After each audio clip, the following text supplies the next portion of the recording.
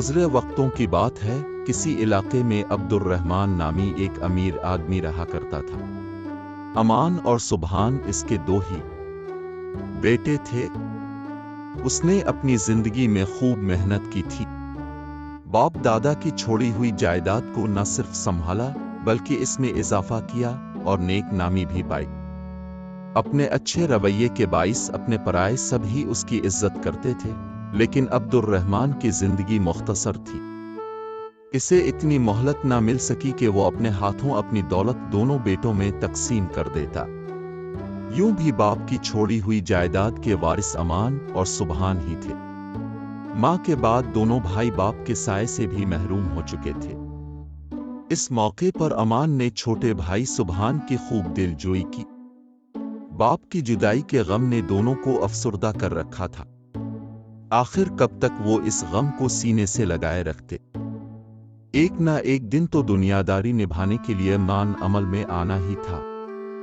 एक दिन सुबहान ने तिजारत की गरज से दूर दराज इलाके के सफर का इरादा किया और अमान के सामने अपनी दिल्ली कैफियत का जिक्र किया तो उसने कहा, तुम्हारी जुदाई मुझे गवारा तो नहीं, लेकिन तुम्हारे अच्छे मुस्तकबिल की खातिर में बर्दाश्त कर लूंगा।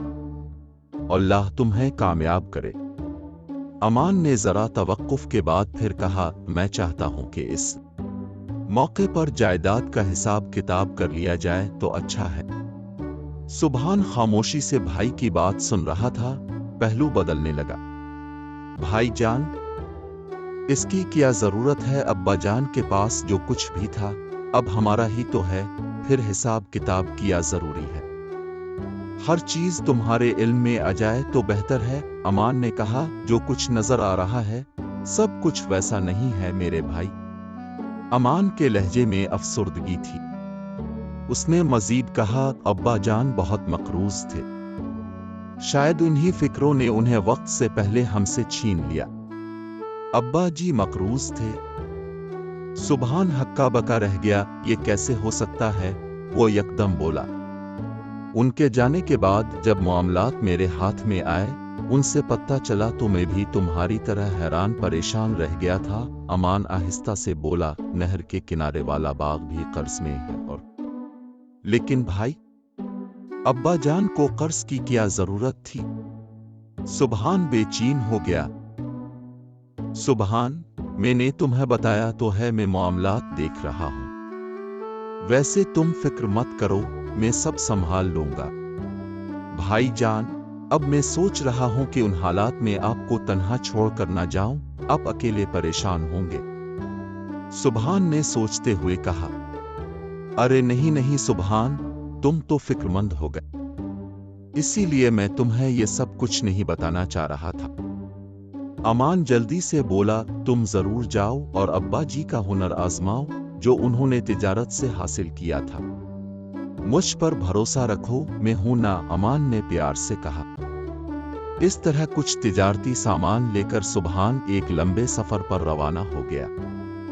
1 साल बाद इसकी वापसी हुई। वो बहुत खुश था। बहुत से तजुर्बात और नए नए मुशाहदात उसके साथ थे। इसने अपने सफर के दौरान कई अहम सबक सीखे और तिजारत में कामयाब रहा। इस दफा वो थोड़े दिन के लिए घर आया था।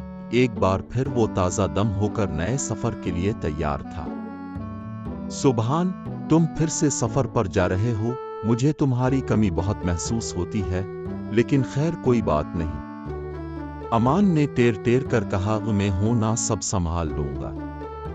सुबहान ने भाई की तरफ देखा। अमान के लहजे में हिचकिचाहट सी महसूस की। जी भाई, इसीलिए तो मैं मुतमईन हूं, आप हैं ना?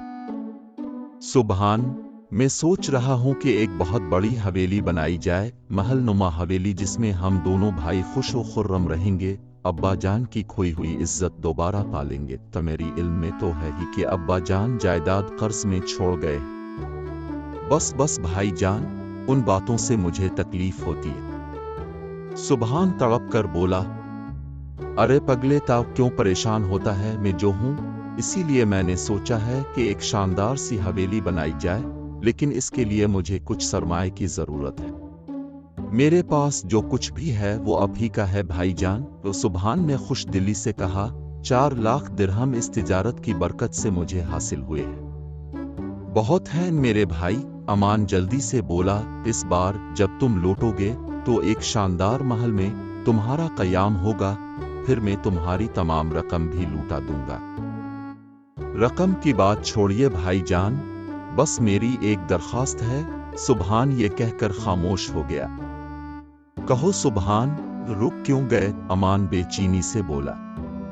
आप इस महल की 4 ईंटें मुझे दे दीजिए, हर ईंट 1 लाख दिरहम की होगी। सुभान की बात सुनकर अमान दिल खोलकर हंसता रहा। सुभान खामोशी से इसे तकने लगा। ठीक है, मुझे क्या एतराज हो सकता है, मैं लिख कर देने को भी तैयार हूं। 1 ईंट 1 लाख दिरहम की तुम्हारी हुई। महल का संग बुनियाद रख दिया गया। सुभान ने अपने हाथों से वो ईंटें बुनियादों में रखी और सफर पर रवाना हो गया। अमान ने खुशी खुशी इसे अलविदा कहा। इस बार सुभान की वापसी 2 साल बाद हुई थी। इस अरसे में हवेली बनकर तैयार हो चुकी थी। अमान ने शादी भी कर ली थी। सुभान का कयाम हवेली में था। उसने भाई अमान के रवैये में तब्दीली सी महसूस की। खुद सुभान की हालत भी पहले जैसी ना थी। इस बात को अमान ने फौरन ही महसूस कर लिया। अब वो कुछ बेजार सा था। एक दिन सुभान ने अमान से कहा, भाई अब फिर मुझे सफर पर रवाना होना है। जैसा कि आपको अंदाजा हो ही चुका होगा कि इस बार तिजारत में मुझे काफी नुकसान हुआ है, इसलिए मैं चाहता हूं कि अब मेरी रकम मुझे लूटा दे। कौन सी रकम? तुम्हें इल्म तो है अब्बाजान सब कुछ कर्ज में दे गए थे। अमान गुस्से से बोला। भाईजान अब कब तक झूठ से काम लेते रहेंगे? हर बात मेरे इल्म में है। अब्बाजान का एक ढेला भी कर्ज में नहीं है, बल्कि सुभान के सब्र का पैमाना लबरेज हो चुका था। सिर्फ और सिर्फ मुझे जायदाद से बेदखल करने के लिए अपने इतना बड़ा ढोंग रचाया। सुभान ने गहरी सांस ली, जबकि अमान उसे गुस्से से देख रहा था। इस वक्त मैं इन 4 लाख दिरहम की बात कर रहा हूं जो अपने इस शानदार महल की तामीर में खर्च किए हैं। कौन से 4 लाख दिरहम? अमान तमस्खुर से बोला।